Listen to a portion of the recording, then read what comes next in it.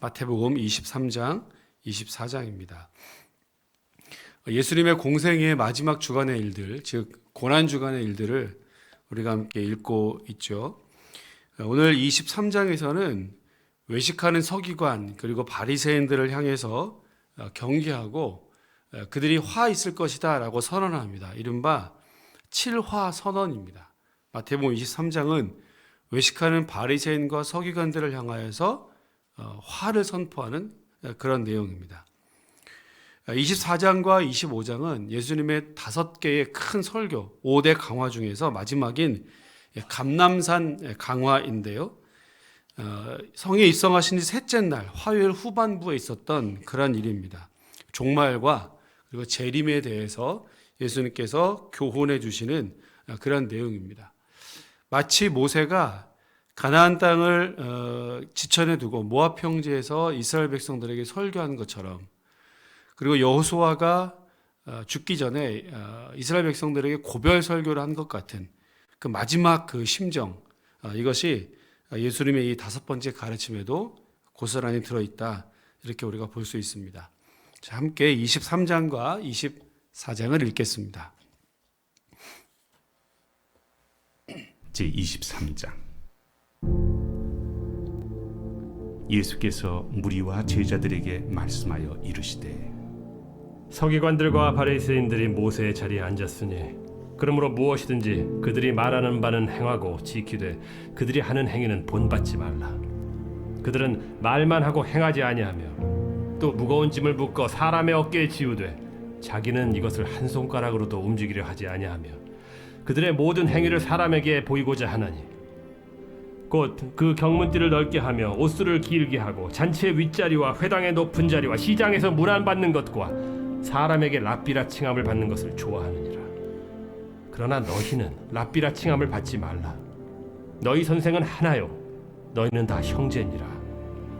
땅에 있는 자를 아버지라 하지 말라. 너희 아버지는 한 분이시니 곧 하늘에 계신 이시니라. 또한 지도자라 칭함을 받지 말라. 너희의 지도자는 한 분이시니 곧 그리스도시니라. 너희 중에 큰 자는 너희를 섬기는 자가 되어야 하리라. 누구든지 자기를 높이는 자는 낮아지고 누구든지 자기를 낮추는 자는 높아지리라. 화 있을진저 외식하는 서기관들과 바리새인들이여, 너희는 천국 문을 사람들 앞에서 닫고 너희도 들어가지 않고 들어가려 하는 자도 들어가지 못하게 하는도다. 화 있을진저 외식하는 서기관들과 바리새인들이여, 너희는 교인 한 사람을 얻기 위하여 바다와 육지를 두루다니다가 생기면 너희보다 배나 더 지옥 자식이 되게 하는도다. 화 있을진저 눈먼 인도자여, 너희가 말하되 누구든지 성전으로 맹세하면 아무 일 없거니와 성전에 금으로 맹세하면 지킬지라 하는도다. 어리석은 맹인들이여, 어느 것이 크냐? 그 금이냐? 그 금을 거룩하게 하는 성전이냐? 너희가 또 이르되 누구든지 제단으로 맹세하면 아무 일 없거니와 그 위에 있는 예물로 맹세하면 지킬지라 하는도다. 맹인들이여, 어느 것이 크냐? 그 예물이냐? 그 예물을 거룩하게 하는 제단이냐? 그러므로 제단으로 맹세하는 자는 제단과 그 위에 있는 모든 것으로 맹세하며 또 성전으로 맹세하는 자는 성전과 그 안에 계신 이로 맹세하며 또 하늘로 맹세하는 자는 하나님의 보좌와 그 위에 앉으신 이로 맹세함이니라. 화 있을진저 외식하는 서기관들과 바리새인들이여, 너희가 박하와 회향과 근체의 11조는 들이되 율법에 더 중한 바 정의와 긍휼과 믿음은 버렸도다. 그러나 이것도 행하고 저것도 버리지 말아야 할지니라. 맹인된 인도자여, 하루살이는 걸러내고 낙타는 삼키는도다. 화 있을진저 외식하는 서기관들과 바리새인들이여, 잔과 대접의 겉은 깨끗이 하되 그 안에는 탐욕과 방탕으로 가득하게 하는도다. 눈먼 바리새인이여, 너는 먼저 안을 깨끗이 하라. 그리하면 겉도 깨끗하리라. 화 있을진저 외식하는 서기관들과 바리새인들이여, 회칠한 무덤 같으니 겉으로는 아름답게 보이나 그 안에는 죽은 사람의 뼈와 모든 더러운 것이 가득하도다. 이와 같이 너희도 겉으로는 사람에게 옳게 보이되 안으로는 외식과 불법이 가득하도다. 화 있을진저 외식하는 서기관들과 바리새인들이여, 너희는 선지자들의 무덤을 만들고 의인들의 비석을 꾸미며 이르되 만일 우리가 조상 때 있었더라면 우리는 그들이 선지자의 피를 흘리는데 참여하지 아니하였으리라 하니 그러면 너희가 선지자를 죽인 자의 자손임을 스스로 증명함이로다. 너희가 너희 조상의 분량을 채우라. 뱀들아, 독사의 새끼들아, 너희가 어떻게 지옥의 판결을 피하겠느냐?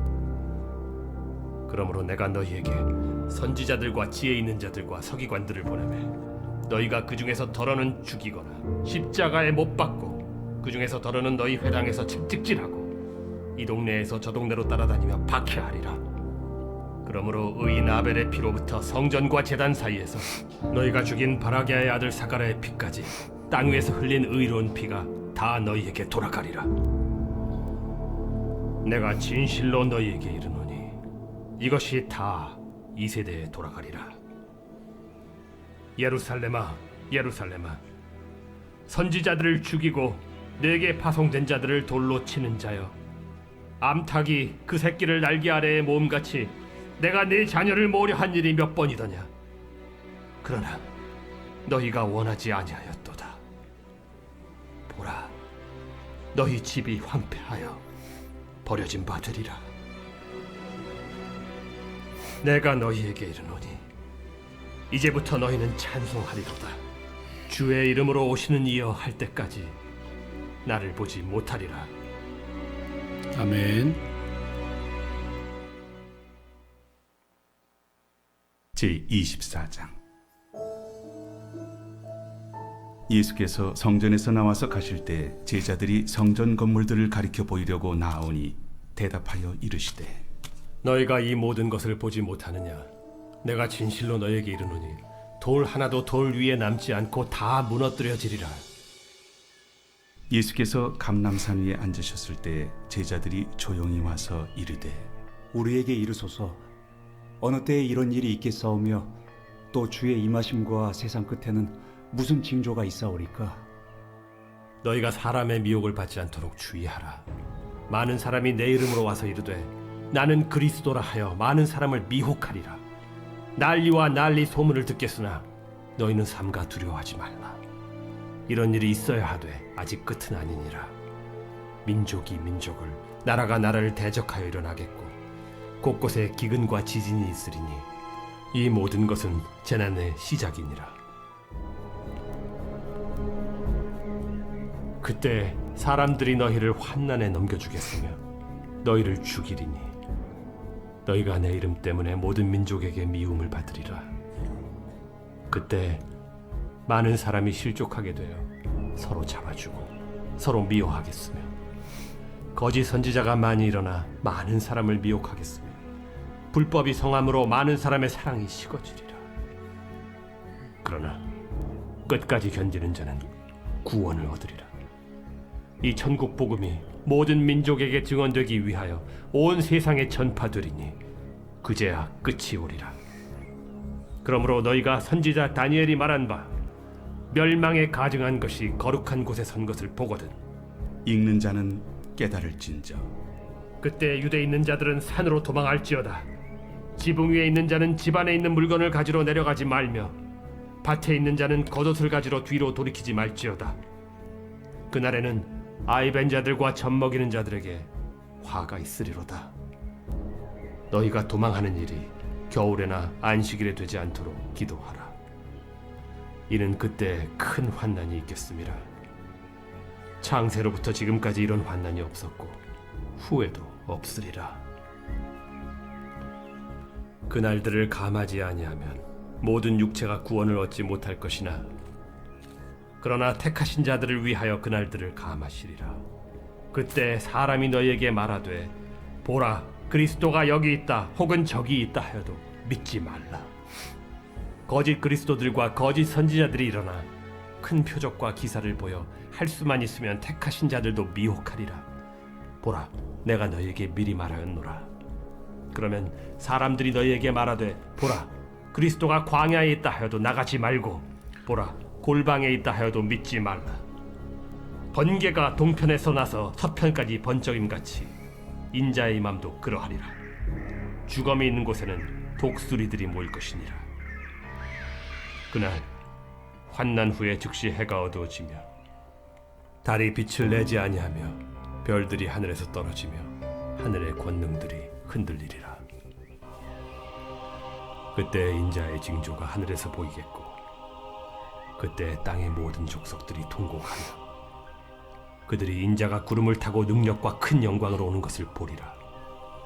그가 큰 나팔 소리와 함께 천사들을 보내리니 그들이 그의 택하신 자들을 하늘 이 끝에서 저 끝까지 사방에서 모으리라. 무화과 나무의 비유를 배우라. 그 가지가 연하여지고 잎사귀를 내면 여름이 가까운 줄을 아나니 이와 같이 너희도 이 모든 일을 보거든 인자가 가까이 곧 문 앞에 이른 줄 알라. 내가 진실로 너희에게 말하노니 이 세대가 지나가기 전에 이 일이 다 일어나리라. 천지는 없어질지언정 내 말은 없어지지 아니하리라. 그러나 그 날과 그 때는 아무도 모르나니 하늘의 천사들도 아들도 모르고 오직 아버지만 아시느니라. 노아의 때와 같이 인자의 임함도 그러하리라. 홍수전에 노아가 방주에 들어가던 날까지 사람들이 먹고 마시고 장가들고 시집가고 있으면서 홍수가 나서 그들을 다 멸하기까지 깨닫지 못하였으니 인자의 임함도 이와 같으리라. 그때 두 사람이 밭에 있음에 한 사람은 데려가고 한 사람은 버려둠을 당할 것이요 두 여자가 맷돌질을 하고 있음에 한 사람은 데려가고 한 사람은 버려둠을 당할 것이니라. 그러므로 깨어 있으라. 어느 날에 너희 주가 임할는지 너희가 알지 못함이니라. 너희도 아는 바니 만일 집주인이 도둑이 어느 시각에 올 줄을 알았더라면 깨어 있어 그 집을 뚫지 못하게 하였으리라. 이러므로 너희도 준비하고 있으라. 생각하지 않은 때에 인자가 오리라. 충성되고 지혜 있는 종이 되어 주인에게 그 집 사람들을 맡아 때를 따라 양식을 나눠줄 자가 누구냐? 주인이 올 때 그 종이 이렇게 하는 것을 보면 그 종이 복이 있으리로다. 내가 진실로 너희에게 이르노니 주인이 그의 모든 소유를 그에게 맡기리라. 만일 그 악한 종이 마음에 생각하기를 주인이 더디오리라 하여 동료들을 때리며 술 친구들과 더불어 먹고 마시게 되면 생각하지 않은 날 알지 못하는 시각에 그 종의 주인이 이르러 엄히 때리고 외식하는 자가 받는 벌에 처하리니 거기서 슬피 울며 이를 갈리라. 아멘.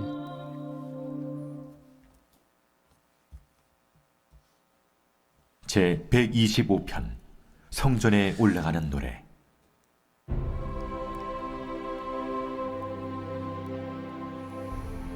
여호와를 의지하는 자는 시온산이 흔들리지 아니하고 영원히 있음 같도다. 산들이 예루살렘을 두름과 같이 여호와께서 그의 백성을 지금부터 영원까지 두루시리로다. 악인의 규가 의인들의 땅에서는 그 권세를 누리지 못하리니 이는 의인들로 하여금 죄악에 손을 대지 아니하게 하리로다. 여호와여, 선한 자들과 마음이 정직한 자들에게 선대하소서.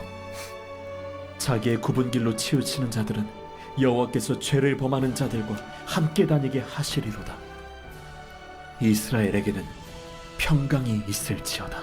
아멘. 예수님께서 예루살렘 성에 입성하실 때 그 성을 바라보시고 우셨다 그랬습니다. 장차 임하게 될 환난과 예루살렘 성이 망할 것을 미리 보셨기 때문이죠. 그 고통이 얼마나 참혹한 것인지 예수님이 눈물을 흘리셨다 그랬습니다. 특히 오늘 23장 끝부분 37절부터 39절에 보면 그 예루살렘 성을 향한 안타까운 마음이 고스란히 드러나게 되는데요.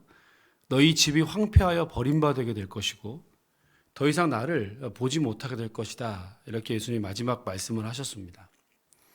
너희 집이 황폐하여 버려진 바 될 것이다 라고 하는 이 말에 제자들이 충격을 받습니다. 왜냐하면 성전을 바라보시면서 예수님이 이렇게 말씀하신 건데요.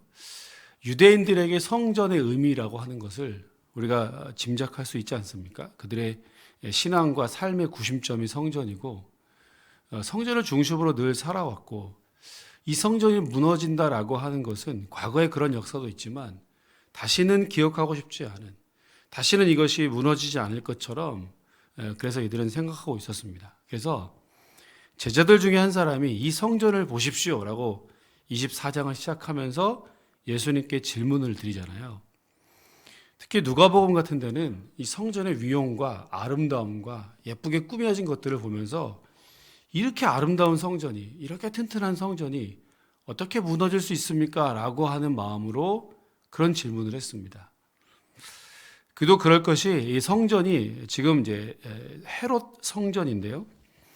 BC 19년부터 63년까지 BC 19년부터 63년 동안 긴 시간 동안 이 성전이 지어지게 됩니다. 그리고 지금 예수님께서 제자들과 대화하시는 이 때는 건축을 시작한 지 약 50년이 지난 지금의 시간입니다. 그러니까 얼추 다 뼈대나 이런 것들은 다 완성이 됐고요.